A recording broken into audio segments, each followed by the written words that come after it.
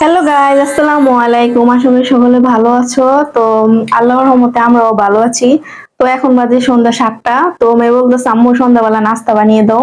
তো কি নাস্তা বানাবো ভাবতে ভাবতে ভাবলাম যে ফ্রিজে অনেক কটা সবজি আছে, আর যেহেতু শীতকাল তো সবজি পাকোড়া বানিয়ে দিই, আর সাথে তোমাদের সাথে রেসিপিটাও শেয়ার করি। তো চলো ঝটপট সবকিছু রেডি করে নিই আর রেসিপিটাও তোমাদের সাথে ঝটপট শেয়ার করি।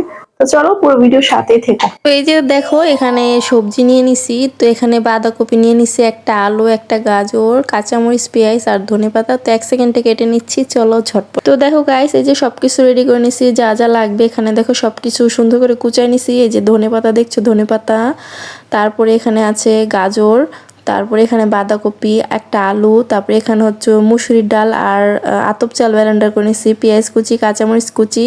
তো এগুলা দিয়ে আজকে মূলত পাকোড়াটা বানাবো। তো চলো সব কিছু এখন একসাথে মিক্স করে নিই। আর এখানে কি কি মশলা দিব সেটাও তোমাদের সাথে দেখিয়ে দিই। তো এখানে বেশি কিছু মশলা যাবে না, এটার সাথে এক্সট্রা ভাবে লবণ, হলুদ আর হলো আর একটা ম্যাগি মশলা যাবে। তো এই যে দেখো এখানে স্বাদ মতন হলুদ ফাঁকি দিয়ে দিলাম, তারপরে এখানে স্বাদ অনুযায়ী লবণ দিয়ে দিলাম, মানে পরিমাণ মতো। আর একটা এই যে ম্যাজিক মশলা, এটা স্বাদে ম্যাজিক ছিল। তারপরে আর কি সুন্দর করে সবগুলো একদম কষলে কষলে একটার সাথে একটা মেখে নিতে হবে। আর এখানে বাইন্ডিংয়ের জন্য একটা আমি একটু আটা দিয়ে দিলাম, যাতে এটা খুলে না যায় ভাজার সময়। এজন্য এখানে বেসনও তোমরা ইউজ করতে পারো, আমি আটা দিলাম, আমার ঘরে বেসন ছিল না। তারপরে আর কি সুন্দর করে একদম মেখে নিতে হবে, একদম কষলে কষলে মাখবে যাতে এগুলো একদম নরম হয়ে যায়। তারপরে এই যে দেখো মাখার পরে আমার ফাইনাল লুকটা। তো এখন ঝটপট ফ্রাই করে নিলেই রেডি হয়ে যাবে। তো এই যে দেখো চুলায় প্যান বসিয়ে তেল দিয়ে দিলাম। তারপরে এই যে দেখো তেলটা গরম হওয়ার পরে যে এভাবে ছোট ছোট করে করে এভাবে দিতে হবে। তো একটু ছোট ছোট করে দিলে ভালো হয়, কারণ ভিতরে সবজিগুলো সিদ্ধ হওয়া লাগবে।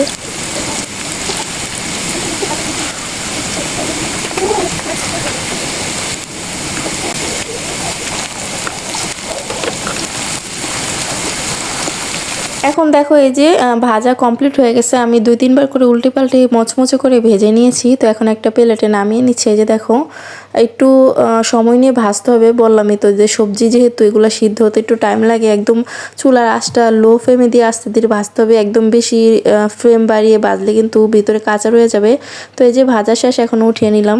তো এই যে দেখো ফাইনালি এই যে আমি একটা প্লেটে পরিবেশন করে নিছি। তো এখানে অল্প কিছু দেখতে পাচ্ছ, কারণ আমার পাশে আমার একটা ফ্রেন্ড থাকে, আরেকজন থাকে আমার পাশে, মানে আমার ফ্ল্যাটের সাথেই ভাড়া থাকে। তো ওদের 2 রুমে দিছি, এজন্য এখানে সামান্য পরিমাণে রয়ে গেছে। ওদেরকে একটা খেয়ে দেখাই কতটা ক্রিসপি হয়েছে। এই যে দেখো,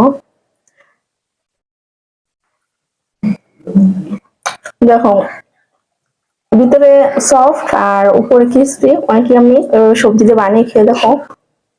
অনেকগুলো তো বানাই এলাম দেখলাম। তো বললাম না আমার ফ্রেন্ডস আছে দুই পাশে দুইজন, তো ওদেরকে দিছি। আমি যে কোনো কিছু বানাইলে ওদের ছাড়া খাই না। এমনি তো পাশাপাশি কেউ থাকলে ভাড়াটিয়া বলো, আশেপাশে নেইবার বলো, ওদের দিয়ে খাওয়া ভালো। এই জন্য ওদেরকেও দিলাম, যেহেতু শীতের সবজির জন্য। এভাবে সসে ডিপ করে খেতে দারুণ লাগে। তো চলো মেয়েকে দিই, মেয়ে খাবে।